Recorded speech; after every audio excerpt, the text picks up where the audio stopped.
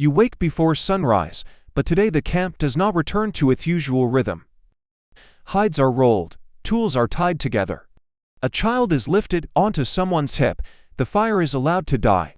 Your group is leaving, and nobody knows exactly where the next camp will be. There is no road, map, or compass. Beyond the hills, the land is a chain of remembered waterholes, animal trails, distant ridges, and stories told by people who walked there before you. Yet journeys like this eventually carried humans across almost every continent on Earth. So how did ancient humans cross such enormous distances on foot? The surprising answer is that most never intended to cross a continent. They moved toward the next useful place. Their children moved again. Thousands of small decisions became one of the greatest expansions in human history. The ability began with the body. Homo erectus had longer legs and body proportions much closer to ours than many earlier ancestors.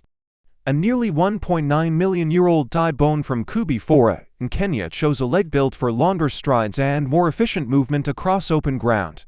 At Dmanisi in the Republic of Georgia, fossils show early humans outside Africa about 1.8 million years ago. Farther east, stone tools in China's Nihewan Basin date to roughly 1.66 million years ago, while evidence from Yuanmu and Java shows humans reaching deep into Asia during the same broad period. These sites do not trace one marching column from Africa to Asia. They reveal populations spreading, pausing, adapting, disappearing in some places, and continuing in others. The map filled slowly and unevenly through many separate movements, not one clean migration route. Imagine what one movement looked like. You do not announce that your descendants will reach Eastern Asia. You notice that animals have shifted their range. A familiar spring is drying. Smoke from another group appears on the horizon. Or a valley ahead becomes greener after years of rain. Your camp moves because staying has become more dangerous than leaving. The decision may involve only a few kilometers, enough to reach another stream, plant patch, or hunting ground. Repeated across generations, those local moves can carry a population far beyond the world known to its grandparents. Researchers studying hunter-gatherer mobility often describe a pattern of many short movements mixed with occasional longer ones. That is efficient when food is scattered. You search carefully or resources are likely, then make a larger move when the local area no longer rewards the effort. A continent can be crossed by this rhythm without anyone experiencing it as a continental journey. One group explores a river valley. Another generation follows it farther. A few families split away. Centuries later, people live beyond mountains that once marked the edge of the known world. Water shaped almost every route. Rivers were not only obstacles. They were guidelines supplying drinking water, fish, plants, game, wood, and often easier ground to follow. A major river basin could turn unknown territory into a connected sequence of survivable places. Coastlines could serve a similar purpose, offering a boundary that was difficult to lose and access to marine food. But many ancient coastlines now lie underwater because sea levels later rose, erasing much of the archaeological trail that could reveal early coastal movement. Mountains, deserts, forests, and ice sheets did not simply stop migration. They redirected it. A mountain range funneled travelers through passes. A desert became crossable during a wetter climate.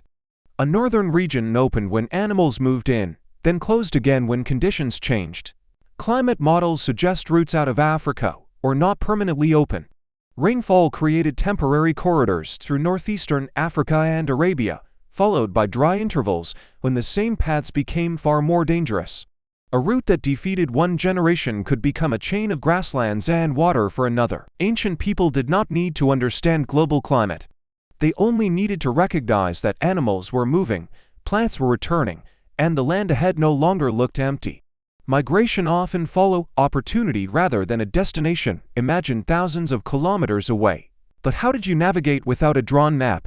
You learned the land, a split mountain, a river bent, a line of dark trees, seasonal wines, the sunrise, and animal tracks leading toward water.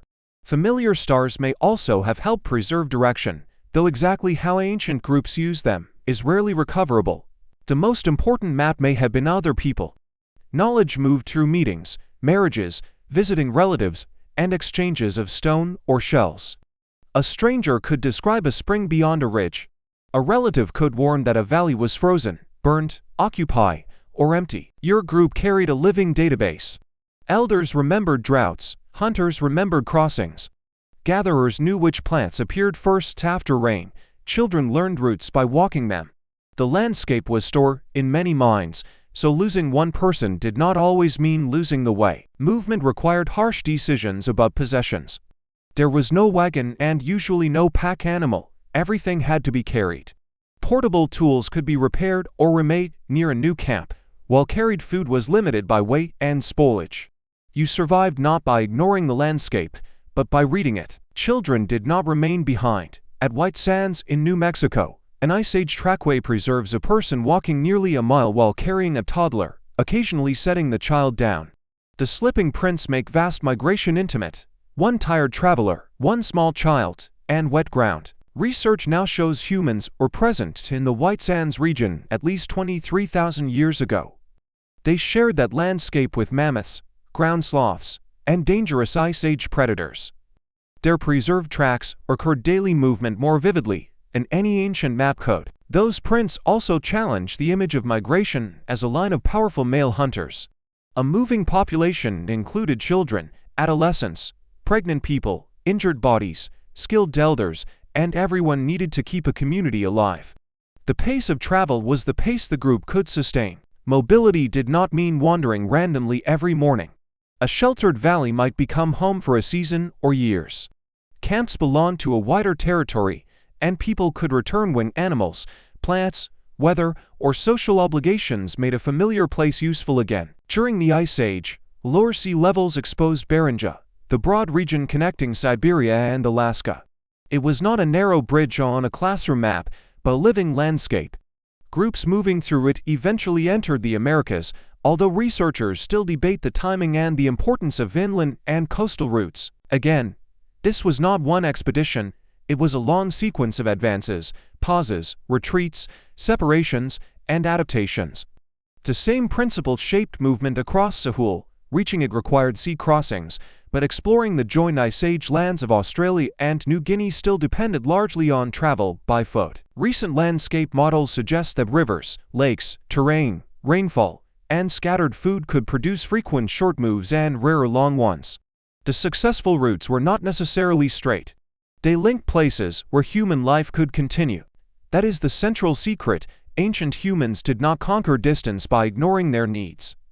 They conquered it by connecting one survivable location to the next, a waterhole to a river to a valley, and a valley to a mountain pass. Danger followed every step. A wrong valley could contain no water. Another group might defend a hunting ground. Predators followed the same herds. Yet movement also allowed people to escape drought, conflict, disease, flood, and exhausted land. Mobility was one way of protecting home. The counterintuitive advantage was not speed. Many animals could outrun a human. The advantage was persistence, flexibility, cooperation, and memory. Humans could walk, stop, learn, share information, alter tools, care for children, and attempt another route when the first one failed. Look at a modern map and the distances seem impossible, but a map compresses time. It hides births, deaths, winters, friendships, failed camps, familiar rivers, and millions of ordinary footsteps. You would not feel that you were crossing the world. You would feel relieved to hear water beyond the trees. Years later, your child might stand beyond that ridge and tell the story differently. The old camp would become the distant place behind you. The new valley would become home.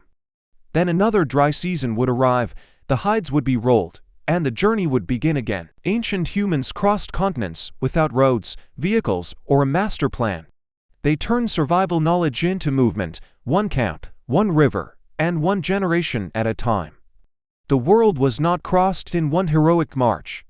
It was crossed by people, repeatedly taking the next possible step. If you enjoyed this journey into the distant past, subscribe for more stories about ancient humans and human evolution.